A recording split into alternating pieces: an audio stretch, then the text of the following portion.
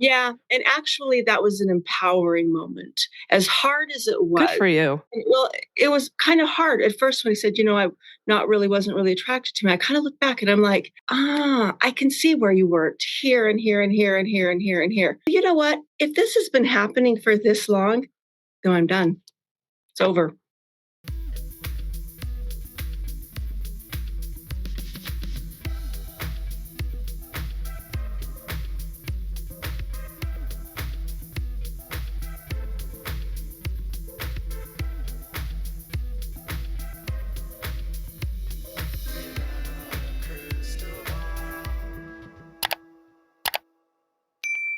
Everyone, it's Katie from Without a Crystal Ball. Welcome back to my channel. I hope you're having a wonderful day. It's Friday, December 2nd, 2022. It's been super gray out today and I am like in this massive funk, but this new podcast was dropped today and I was going to be just done after one video, but then I was like, my people, my viewers will want this tea. And it was actually a really great interview with Christine Brown and Kate Casey from Reality Life. Now, I will be linking her podcast in my description box. You can actually find this on any major podcast broadcaster like Apple Podcasts, Spotify, or platform it is that you use to listen to podcasts. But Christine sat down with Kate Casey. Kate actually has this podcast that covers all different topics on reality shows and reality television. And now this year she's interviewing Christine. Now, the interview was, I think it was like 45 minutes. I'm obviously not going to play everything for you. And they talked a lot about her relationship with Cody, leaving polygamy, why she left polygamy, what life was like in Vegas, living in the cul-de-sac, what it was and why she decided to leave Cody.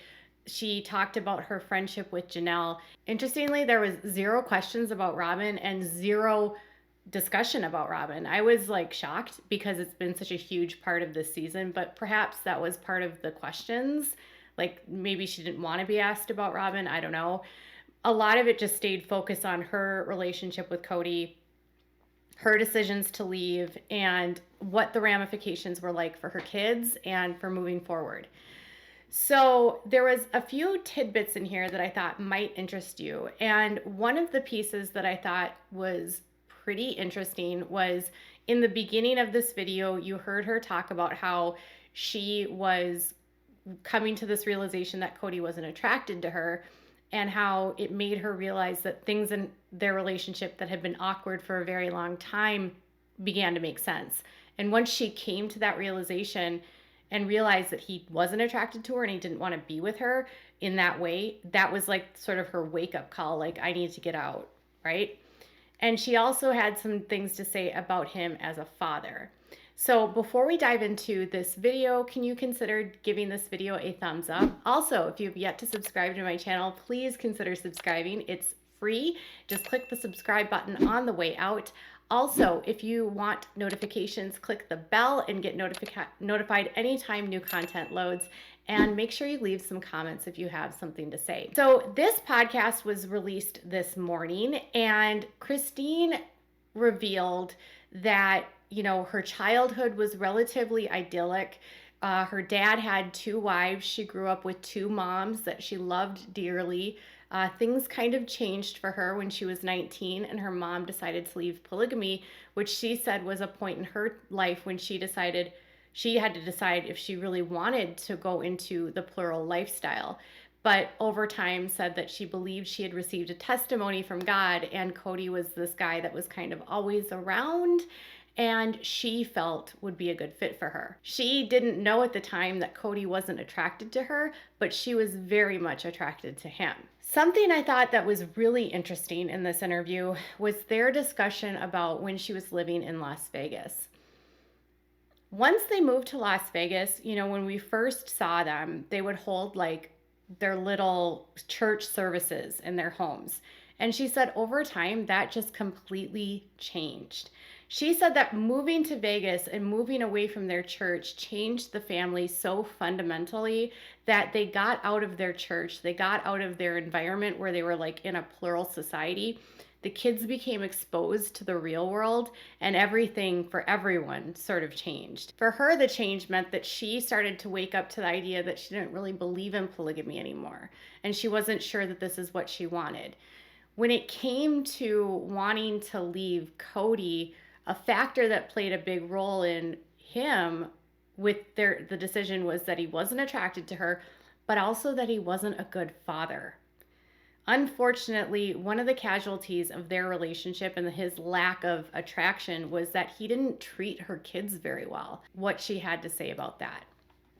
It was like a vicious cycle all the time because for years I'd say, your dad loves you. He loves you. He wanted to spend time with you. I would tell my kids that all the time that he's going to come over. We're going to have a great time, blah, blah, blah. And after a while, they just stopped believing me. And I saw it in their eyes that they didn't believe me anymore. They didn't really feel like they had a great connection with him. And they'd see what he was like with other kids and how he was amazing. And he wasn't with them. And they were awkward around him and nervous. And I just also felt like Cody was just missing out on some seriously wicked, awesome kids. And he was Mm-hmm. missing out on knowing them because they're phenomenal people. He just doesn't know them and doesn't, it's sad for him too. So during this exchange, the conversation was revolving around like when they were in Vegas, Kate had mentioned that it kind of felt like they were three ex-wives and they living on the same cul-de-sac with Cody and his new wife. And she didn't really want to go there, instead just called it women being independent, right? Finding their own independence. And she said that the fact that when they were in the cul-de-sac, things were just so separate. Like she thought that Cody would be around more, but he really wasn't. And when he did show up, things were always super tense. He would be there for like maybe 15 minutes. Sometimes he wouldn't spend the night. And because the kids didn't see him, she felt like she could either bring up the issues when she saw him or try to just suck it up and have fun. And a lot of the times it was like sucking it up and have fun for the kids.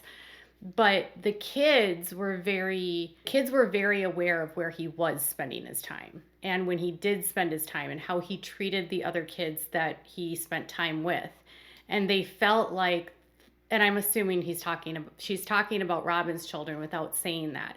So Cody is showing preference to Robin's kids. He's treating them differently. He's having a connection with them that he doesn't have with Christine's kids. And unfortunately, she had to like constantly try to make them validate and say that no, he does love you, he will be here. And eventually it got to the point where nothing that she said to them mattered. They didn't believe her that he cared or that he would be around, and they grew resentful of him, and that caused awkwardness, nervousness, because they didn't know him. And I think there's no other awkwardness, if there's any truth to what she's saying. If you saw how Cody said goodbye to Truly, she literally looked scared to be around him because she doesn't know him. Like she hugged him and she looked uncomfortable. It looked like she was saying goodbye to a stranger.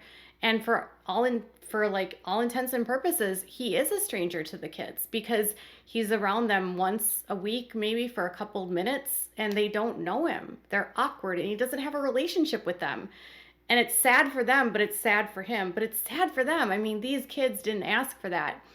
And although she didn't really say it directly, I do think the fact that he didn't have an attraction to her played a role in how he felt about her kids.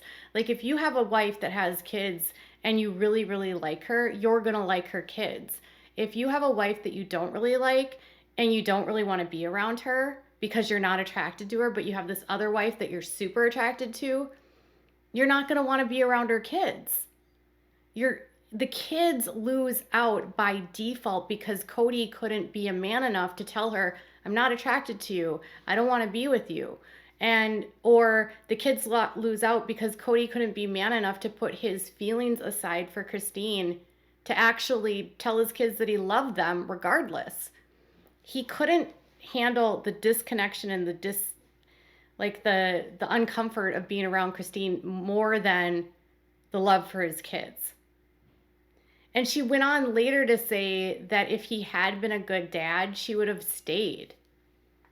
I was just done wishing because it wasn't changing anything. If he'd been an awesome dad, I'd still be there.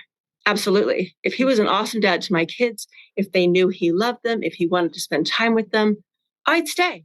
Yeah. So if Christine's kids would have been loved and cherished and given the time and dedication that they desperately wanted and craved, she would have stayed. You know, in the world of polygamy, there's not enough time. 18 kids, and he took in 3 children of Robin's that were not biologically his own, which he adopted, and 18 children. He had 2 additional children with Robin. No one person has enough time for 18 kids and 4 wives. It's impossible. He's spread too thin. And this whole lie that love should be multiplied and not divided is such a crock of crap. He couldn't dedicate enough time and resources and energy to the people that he had in his life. And I'm assuming that because his time is so limited, that instead of being around the people that drove him crazy or made him feel bad, he wanted to be around the people that gave him what he needed and fueled his narcissistic supply. Anyone that says that children are loved and cherished and cared about more in polygamy, they're just lying to you. It's not true. The children are often left alone by themselves. Their older kids are raising younger kids. The sister wives also are having to work and take care of things. The finances are always tight. There's often fraud when it comes to welfare and bankruptcies. And it's just, there's accidents and children not being properly watched or supervised. And the kids are strangers to their father because they're a number. Maybe he doesn't have 200 kids like some polygamists, but it's too many. He doesn't know his kids. And, you know, Kate had made a comment in this podcast that it seems like Cody really likes the younger kids because they can't push back on his belief system. They can't tell him that what he thinks is wrong or suggest that what he believes isn't correct. And the younger kids are more malleable, and the older kids will, test him. And I totally agree. Christine talked about how they really moved away from their faith while they were in Vegas. They stopped going to church. They stopped holding services in their home. They stopped doing things as a family with the church. And they some of them stopped believing altogether. She said that they all individually left the church at different times. For her, she said she was one of the first to leave. And she thinks that Cody and Robin might go back if they could. She doesn't know if they're fully out of the faith. Gwendolyn had said recently that she believes that her dad, Cody, and Robin are still believers. But as far as Christine was concerned, she no longer believed in polygamy anymore. Witnessing all of this stuff that is literally happening to her in Vegas. She's feeling alone. Her kids are feeling like rejected and neglected by their dad. She says that she tells Janelle that she's done and she wants to leave polygamy. And she said that Janelle told her that she could not leave polygamy until she was financially independent. Check and this out. Her friendship is incredibly empowering. And I asked when we were in Vegas, and I was just done in Vegas. I remember asking her, I'm like, I need to leave. I don't want to be married to Cody anymore, and I can't. And she looked at me, she goes, until you can support yourself financially by yourself, you are not going to leave. So Janelle's basically like telling her, she's not disagreeing that she should leave. She's not saying she can't leave. She's setting the stage for what Christine needs to do to leave, which means she needs to be able to financially take care of herself and her children and have her finances all set up to go. It's kind of like when you're escaping an abusive relationship and you need to start saving money so that you can leave. Or you have to set up, like, you start working, you start saving so that you can get your finances in order and then you leave. We saw Christine doing this as soon as she moved to Flagstaff.